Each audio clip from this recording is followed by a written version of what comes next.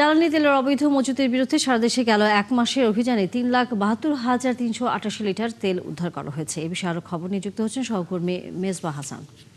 মেজবা, অবৈধভাবে তেল মজুতকারীদের বিরুদ্ধে ব্যবস্থার কি খবর আপনার কাছে আছে, যেহেতু অভিযান চলছে, এবং সামনের দিনগুলোতে যাতে আর কেউ মজুত না করেন সেই বিষয়ে কর্তৃপক্ষের কাছ থেকে কোনো ধরনের বার্তা পেয়েছেন কিনা? তানিয়া, যে তথ্যটি দিলেন যে 3,72,000 লিটার গেল এক মাস পর্যন্ত কিন্তু ধরা পড়ছে এবং এদেরকে জরিমানা করা হয়েছে প্রায় 1 কোটি টাকার উপরে। সবকিছু মিলে যে অভিযান কিন্তু নিয়মিত চলছে। আমরা আজকে থেকে বিভিন্ন পাম্পগুলোতে ঘুরেছি।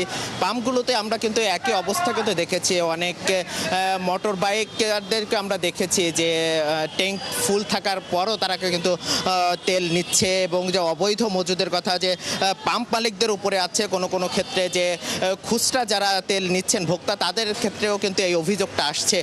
সব কিছু মিলে যে অভিযোগের তীর এই যে অবৈধ মজুদের যে জায়গা, সেটি কিন্তু এখনও চলছে এবং সরকারের পক্ষ থেকে এটি কঠোরভাবে দমনের এবং সরকার পুরস্কারও ঘোষণা করেছে।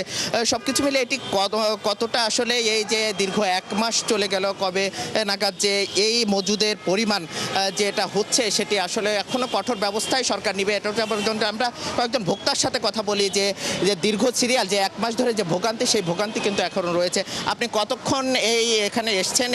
আপনার তেল কতদিন যাবত? 1.5 ঘন্টা যাবত সিরিয়ালে দাঁড়িয়ে আছি।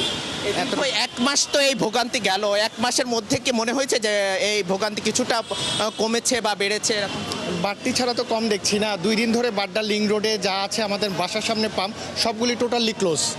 রাতেও সিরিয়াল দিয়ে রেখেছি, ভোরেও সিরিয়াল দিয়ে রেখেছি, তেল আসেই নেই, টোটালি পাম্প বন্ধ। শুনছিলেন যে ভোক্তাদের যে আসলে যে অভিযোগ, আমরা এই 33 দিন আসলে যুদ্ধের কেটে গেল, তারপরেও কিন্তু 33 দিন বাংলাদেশে আসলে এই চলমান সংকট কিন্তু 25 থেকে 28 দিন, যে শুরুতে যে ভোগান্তিটা মানুষের মধ্যে তৈরি হয়েছে, সেই ভোগান্তি কিন্তু এখনো রয়েছে। পাম্প মালিকদের একটা অভিযোগ যে আগে যে চাহিদা ছিল, চাহিদা কিন্তু অনেক ক্ষেত্রে দ্বিগুণ হয়ে গেছে, যার কারণে পাম্প মালিকরা পর্যাপ্ত পরিমাণ সরবরাহ করতে পারছে না। অন্যদিকে ভোক্তাদের অভিযোগ যে দীর্ঘক্ষণ লাইনে এটি, এবং সরকারের পক্ষ থেকে যে মজুদ, যে অবৈধভাবে মজুদের যে কঠোর ব্যবস্থা, সেটি কিন্তু সরকার জারি রেখেছে। একই সাথে সরকার পুরস্কার ঘোষণা করেছে যে অবৈধ মজুদকারীদের বিরুদ্ধে যারা ধরিয়ে দিতে পারবে তাদেরকে পুরস্কারের ব্যবস্থা করবে। তা নিয়ে এই ছিল তেল নিয়ে সবশেষ। ধন্যবাদ মেজবা, নিশ্চয়ই ফিরবো আমরা। আপনি কোনো অন্য পাম্প থেকে যুক্ত হয়ে সর্বশেষে খবর জানাবেন। দর্শক সহকর্মী মেজবা হাসান ছিলেন আমাদের সাথে।